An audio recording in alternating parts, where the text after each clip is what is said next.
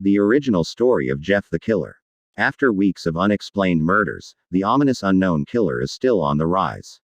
After little evidence has been found, a young boy states that he survived one of the killer's attacks and bravely tells his story. "I had a bad dream and I woke up in the middle of the night," says the boy. "I saw that for some reason the window was open, even though I remember it being closed before I went to bed. I got up and shut it once more. Afterwards, I simply crawled under my covers and tried to get back to sleep. That's when I had a strange feeling, like someone was watching me. I looked up, and nearly jumped out of my bed. There, in the little ray of light, illuminating from between my curtains, were a pair of two eyes. These weren't regular eyes, they were dark, ominous eyes. They were bordered in black and, just plain out terrified me.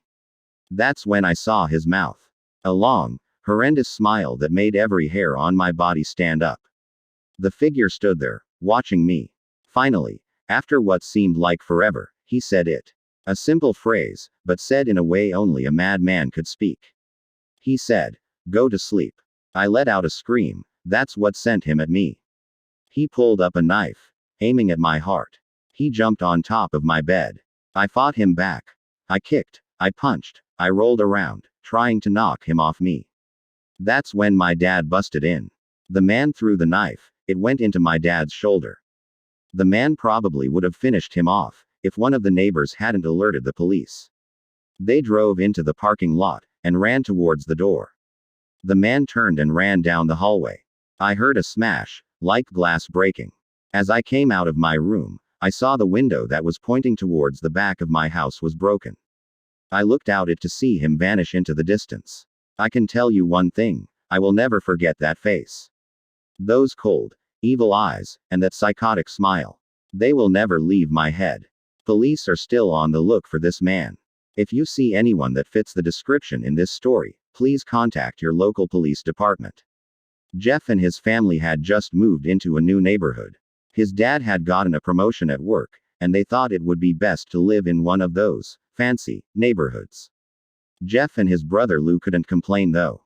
A new, better house. What was not to love? As they were getting unpacked, one of their neighbors came by. "Hello," she said. "I'm Barbara. I live across the street from you." "Well, I just wanted to introduce myself and to introduce my son." She turns around and calls her son over. "Billy, these are our new neighbors."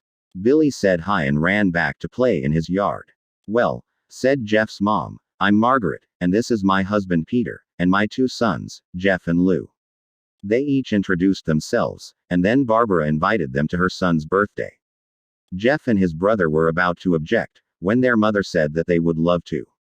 When Jeff and his family are done packing, Jeff went up to his mom. "Mom, why would you invite us to some kid's party? If you haven't noticed, I'm not some dumb kid." "Jeff," said his mother, "we just moved here, we should show that we want to spend time with our neighbors. Now, we're going to that party, and that's final." Jeff started to talk, but stopped himself, knowing that he couldn't do anything. Whenever his mom said something, it was final. He walked up to his room and plopped down on his bed.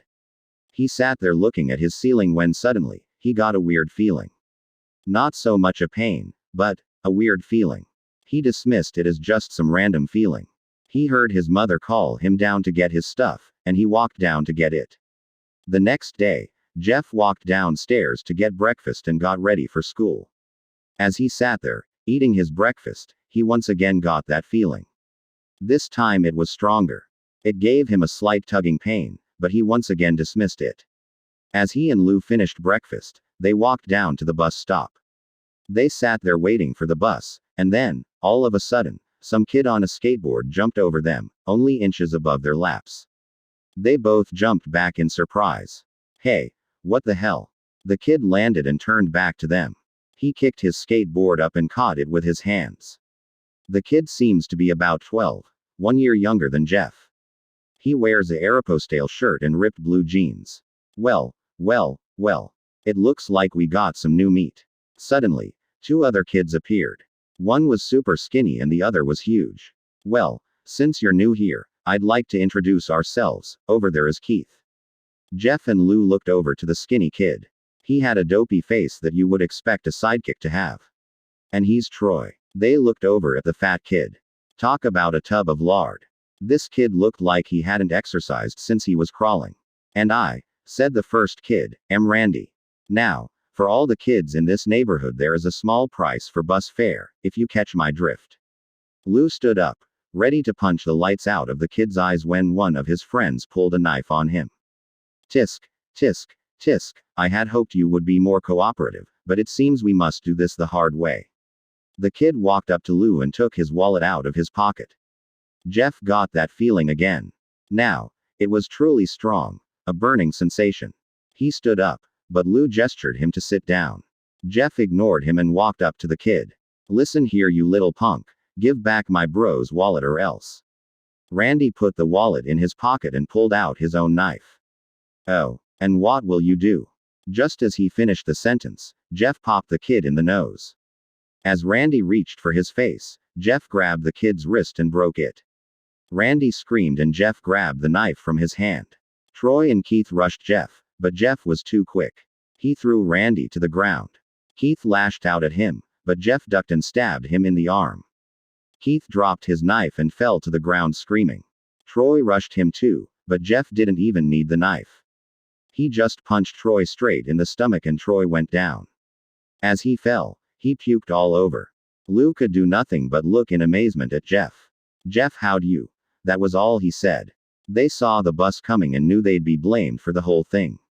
So they started running as fast as they could.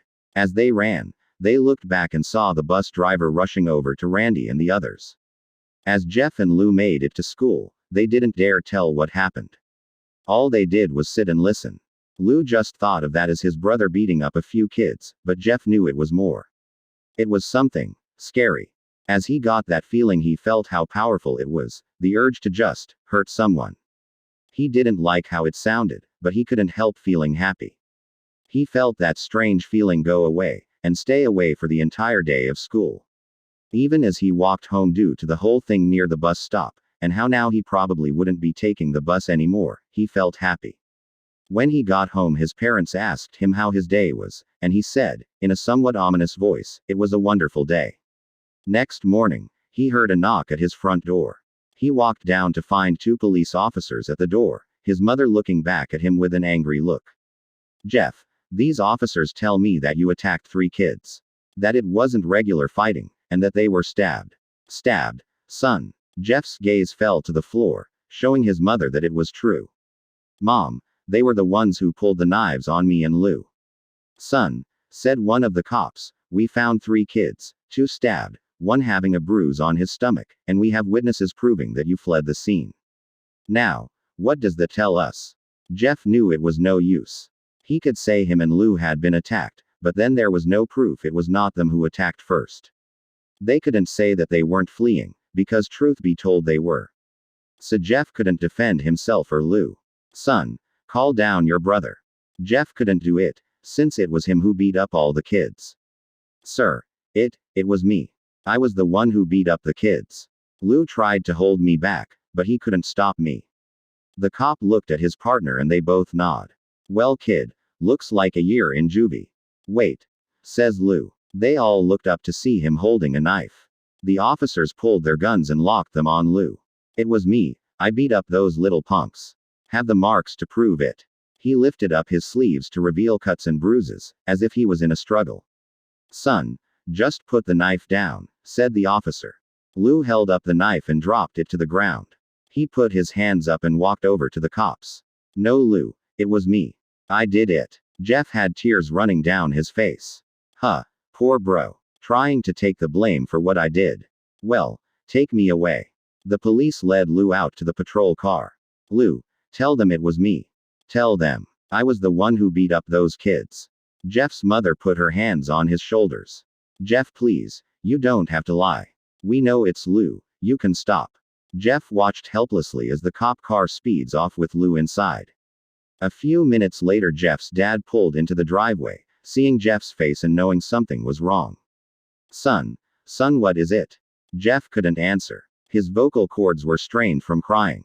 Instead, Jeff's mother walked his father inside to break the bad news to him as Jeff wept in the driveway. After an hour or so, Jeff walked back into the house, seeing that his parents were both shocked, sad, and disappointed. He couldn't look at them. He couldn't see how they thought of Lou when it was his fault. He just went to sleep, trying to get the whole thing off his mind. 2 days went by, with no word from Lou at JDC. No friends to hang out with. Nothing but sadness and guilt. That is until Saturday, when Jeff is woke up by his mother, with a happy, sunshiny face. "Jeff, it's the day," she said as she opened up the curtains and let light flood into his room. What's today?" asked Jeff as he stirs awake. "Why, it's Billy's party." He was now fully awake. "Mom, you're joking, right? You don't expect me to go to some kid's party after?" There was a long pause. "Jeff, we both know what happened. I think this party could be the thing that brightens up the past days. Now, get dressed." Jeff's mother walked out of the room and downstairs to get ready herself. He fought himself to get up. He picked out a random shirt and pair of jeans and walked downstairs. He saw his mother and father all dressed up, his mother in a dress and his father in a suit. He thought, why they would ever wear such fancy clothes to a kid's party.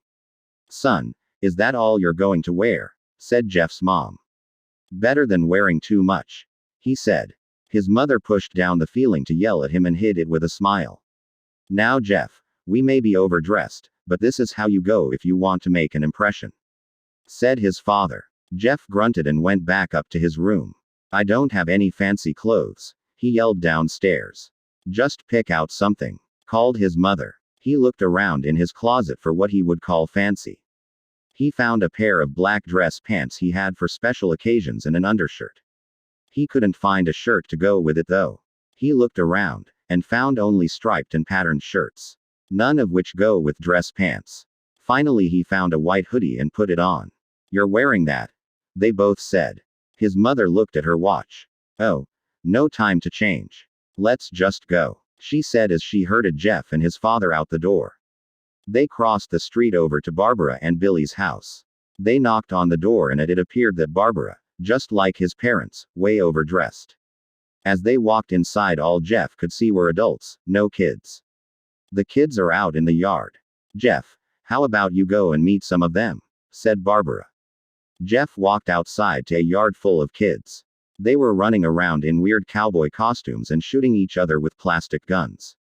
He might as well be standing in a Toys R Us. Suddenly a kid came up to him and handed him a toy gun and hat. "Hey, wanna pee way?" he said. "Ah, no kid, I'm way too old for this stuff." The kid looked at him with that weird puppy dog face. "Please," said the kid. "Fine," said Jeff. He put on the hat and started to pretend shoot at the kids. At first he thought it was totally ridiculous, but then he started to actually have fun. It might not have been super cool, but it was the first time he had done something that took his mind off of Lou. So he played with the kids for a while, until he heard a noise. A weird rolling noise. Then it hit him. Randy, Troy, and Keith all jumped over the fence on their skateboards. Jeff dropped the fake gun and ripped off the hat. Randy looked at Jeff with a burning hatred. "Hello, Jeff, is it?" he said. "We have some unfinished business." Jeff saw his bruised nose. "I think we're even. I beat the crap out of you, and you get my brother sent to JDC. Randy got an angry look in his eyes. "Oh no, I don't go for even, I go for winning. You may have kicked our asses that one day, but not today." As he said that, Randy rushed at Jeff. They both fell to the ground. Randy punched Jeff in the nose, and Jeff grabbed him by the ears and headbutted him. Jeff pushed Randy off of him and both rose to their feet. Kids were screaming and parents were running out of the house. Troy and Keith both pulled guns out of their pockets. "No one interrupts or guts will fly," they said. Randy pulled a knife on Jeff and stabbed it into his shoulder. Jeff screamed and fell to his knees. Randy started kicking him in the face. After 3 kicks, Jeff grabs his foot and twists it, causing Randy to fall to the ground. Jeff stood up and walked towards the back door. Troy grabbed him. "Need some help." He picks Jeff up by the back of the collar and throws him through the patio door. As Jeff tries to stand, he is kicked down to the ground. Randy repeatedly starts kicking Jeff, until he starts to cough up blood. "Come on, Jeff, fight me."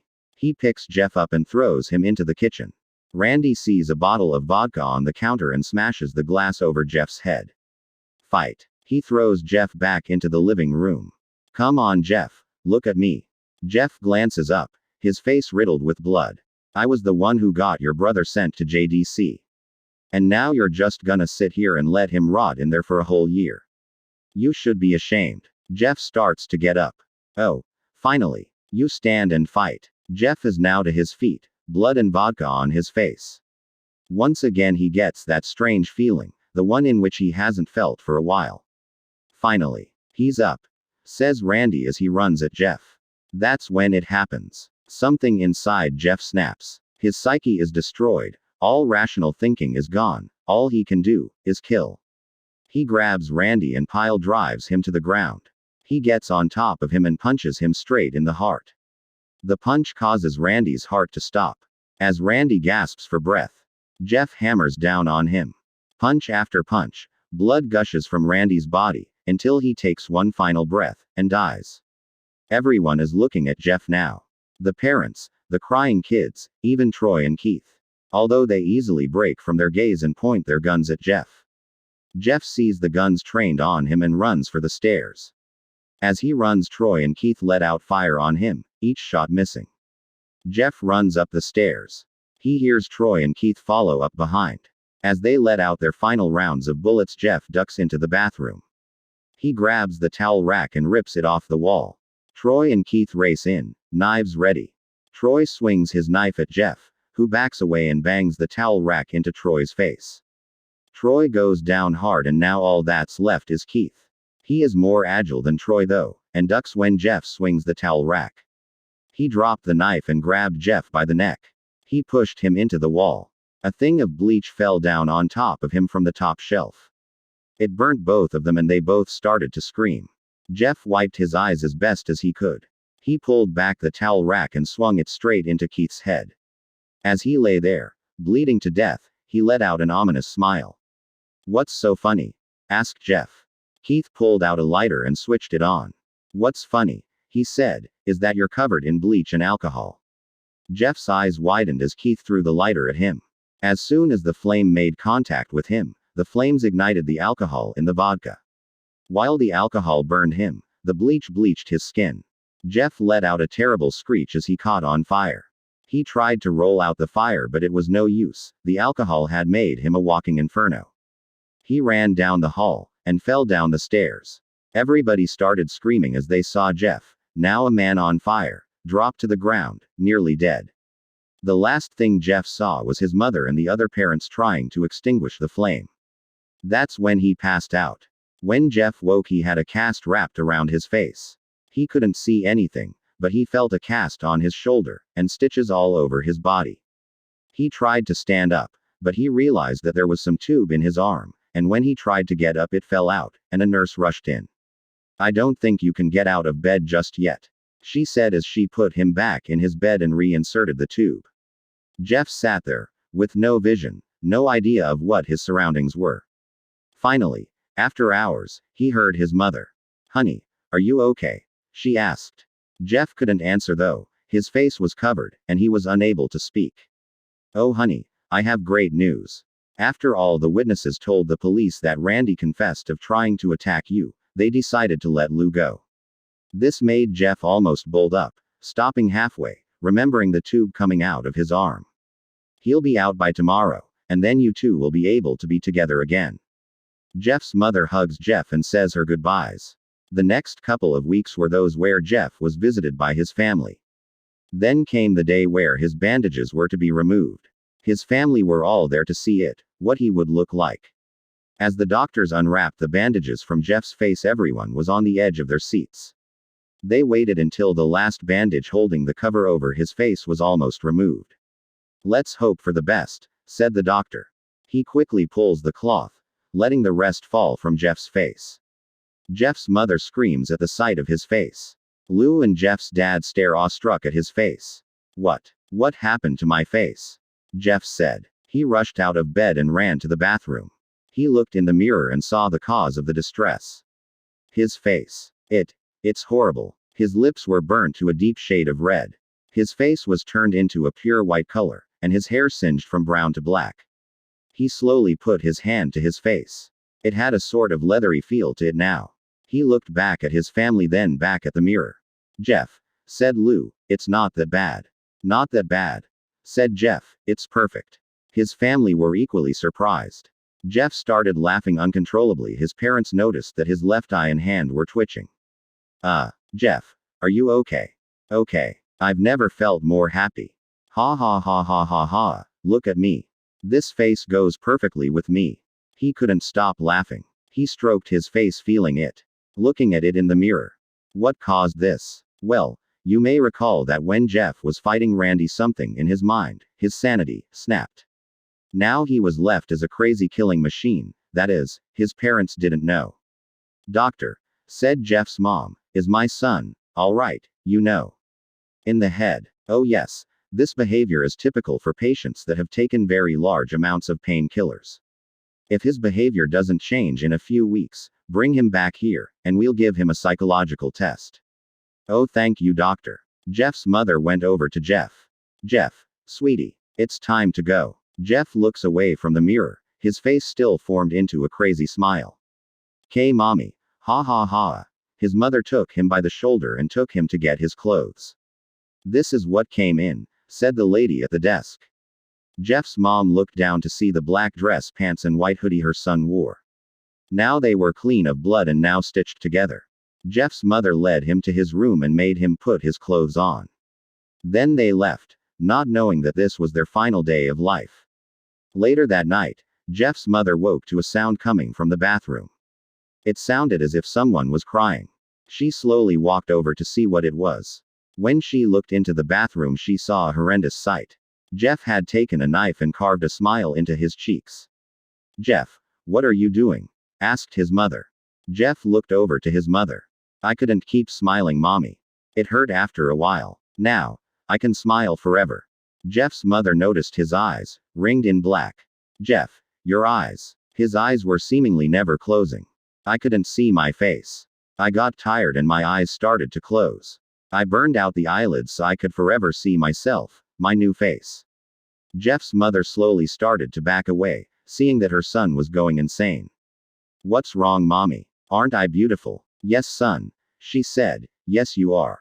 Let me go get daddy, so he can see your face." She ran into the room and shook Jeff's dad from his sleep.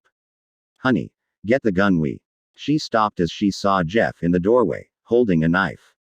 "Mommy, you lied." That's the last thing they hear as Jeff rushes them with the knife, gutting both of them. His brother Lou woke up, startled by some noise. He didn't hear anything else, so he just shut his eyes and tried to go back to sleep. As he was on the border of slumber, he got the strangest feeling that someone was watching him. He looked up, before Jeff's hand covered his mouth. He slowly raised the knife, ready to plunge it into Lou. Lou thrashed here and there, trying to escape Jeff's grip. "Shish," Jeff said. "Just go to sleep."